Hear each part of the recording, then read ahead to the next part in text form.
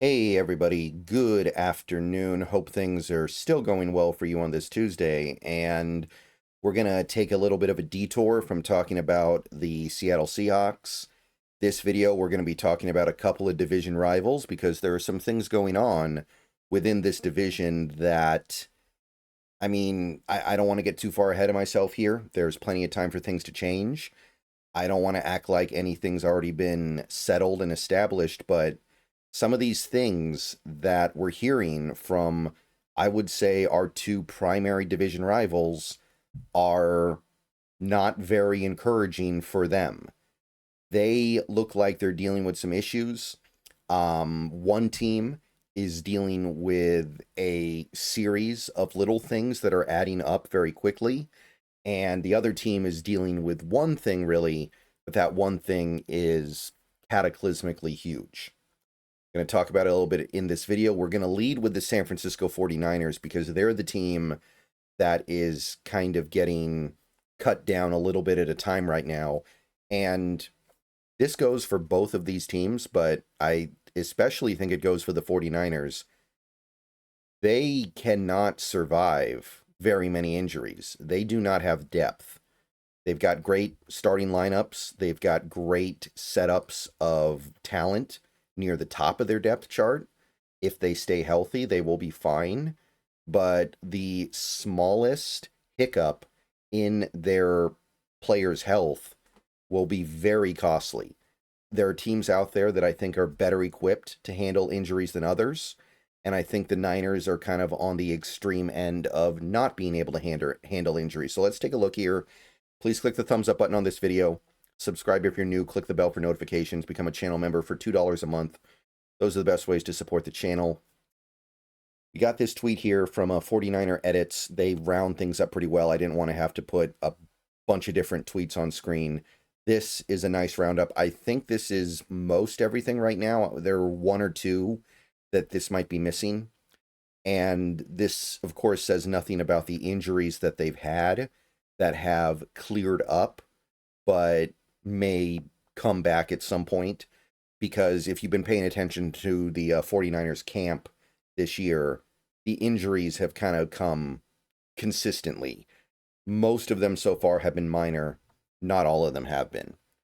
But Isaac Guerendo, Kyle Juszczyk, Kevin Givens, Sam Okuayinonu, maybe, Jair Brown, Andy Isabella, Jawan Jennings. That's the list at the moment. Obviously, some of these bigger than others, some of these more severe than others. I like Isaac Guerendo a lot. You guys might remember him last year. He had the game-ending run against the Seahawks in, I think it was week 6, where he took it like 74 yards on 1st and 10 to ice the game. Out for a few weeks, which that could bleed into the regular season. And Christian McCaffrey is not, he's not the monster anymore, right? A guy like Isaac Guerendo could definitely play a significant role in the team this year. In fact, I would probably have bet on it if he's healthy. I like Guerendo a lot, so that's significant. Kyle Juszczyk, Achilles, day to day. Normally, this would not be a big deal because we're a month away from regular season games, but Juszczyk is old. And any kind of injury at all, even one that seems minor, is worth noting because he's Kyle Juszczyk. He's played forever. Day to day can turn into week to week, can turn into month to month, and it never really goes away.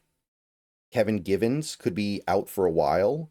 They even indicated he could miss the season with a pectoral injury. Doesn't sound like a big deal. He's not a great player, but there is so little depth on that defensive line for the Niners right now. They moved on from some of their key players last season.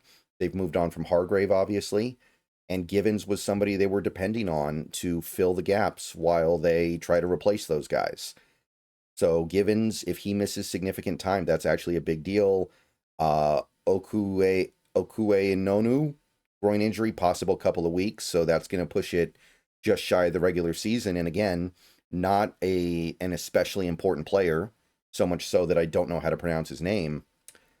But that's That matters on a team this thin. Jair Brown, probably expected to start this year. I don't know why he wouldn't be. Ankle might return later this week, so it doesn't seem like a big deal yet. But these are not things that you want to be hearing about if you're a 49ers fan right before the season starts. Andy Isabella, day-to-day with an ankle injury. Jawan Jennings with a calf. And Kyle Shanahan has said it's not contract-related. And this doesn't mention Ricky Pearsall, who is apparently still not going all out in camp. Apparently they're not letting him go at full bore because they're trying to slowly bring him back up. That's obviously a very important part of their plans for 2025. And especially with these other receiver injuries. I mean, it's gotten to the point where they signed Equanimous St. Brown the other day. This is starting to turn into an issue. It's a bunch of small things, but they're adding up into a big thing, especially on a team like this that really can't afford very many injuries at all. But I would say all of this pales in comparison because a lot of this stuff probably going to be fine. A lot of this stuff probably going to be something you can cover for. This, on the other hand, this could be it. This is everything for the LA Rams. One injury, one player, one situation that is currently going in an alarming direction here. Dave Klug. Sorry, I did the best I could, as I always do. Not to be an alarmist, but the vibes around Matthew Stafford aren't great. If we're looking at a full season with Jimmy Garoppolo under center, Puka and Devontae are both being way overdrafted. So this is obviously a fantasy football take more so than a pure football take, but you don't need a football analyst to explain why Matthew Stafford, with this back injury that he's going through right now, if that costs him games, if that costs him snaps, if that costs him effectiveness, why it's really, really bad for the Rams' chances this season. Holden Cantor, I believe this is a guy who actually goes to Rams training camp and stuff. I'm not 100% sure. I'm not too familiar with him, but I know that he tweets a lot about Ram stuff. McVay just completely deflected the Matthew Stafford question and said how fortunate we are to have a guy like Jimmy G. And some people have speculated fairly that this is headed in a direction where Stafford may start the season on injured reserve. This may result in Matt Stafford playing at far under 100% this season. And we all know what that means. Jimmy Garoppolo, you can do worse than him as far as backups go, but if he starts, he is immediately one of the worst starters in football. He is immediately an anchor on the Rams' hopes this year. And suddenly the whole division changes because I think most other people have been assuming the Rams are the favorites in the NFC West this year. But it's delicate. They're not miles ahead of everybody else. This is a delicate situation, and this isn't just something that people are talking about because there's nothing to talk about. Stafford is old. Stafford has massive miles on his body, and clearly he's not 100% right now. There's something going on with that back, and that's something that never really goes away. Even if he goes out there and is nominally at 100% when the season starts, that doesn't mean it can't come back at any moment. Like, think about Tony Romo. Think about how easy it was for him to get injured by the end of his career.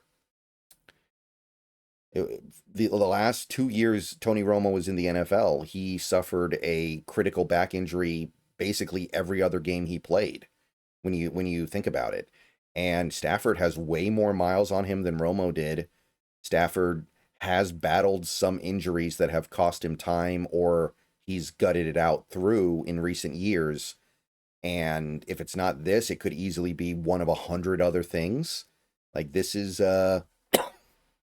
excuse me, this is becoming a big deal. And I haven't really talked about this before, but I was aware that Stafford was not practicing, that Stafford was clearly well under 100%. And immediately, this really undoes things for the Rams' recipe this season. Obviously, with McVay, I don't think they'll be a terrible team. not just because of losing the quarterback, but they would be a bad team. That defense has some real problems that they're counting on players like Stafford to help cover up. I think the offensive line should be okay, but it needs a good quarterback to make them look better than they are, like a Stafford. And I mean, it's not like McVay is completely invulnerable to having a bad season. Just a few years ago, the Rams were one of the worst teams in the league because of injuries. Well, this is something they can't really afford to happen. And this probably weighs more than every Niners injury going on right now combined. They can't lose their quarterback. And the like I said, the vibes around this are not great. And it's not like Stafford's in his prime. Stafford is well past his prime. He's old, and he's got miles. He's got big time miles. I've said it for a couple years now. The end is going to come. And when the end comes, it's probably going to be ugly. If you're an NFL player, for the most part, with occasional exceptions, you don't settle into your retirement. You don't coast into retirement on a parachute. You just jump out of the plane and you hit the ground. It ends ugly for these guys, and it ends quickly. And it may be ending for Stafford. We'll see where this goes.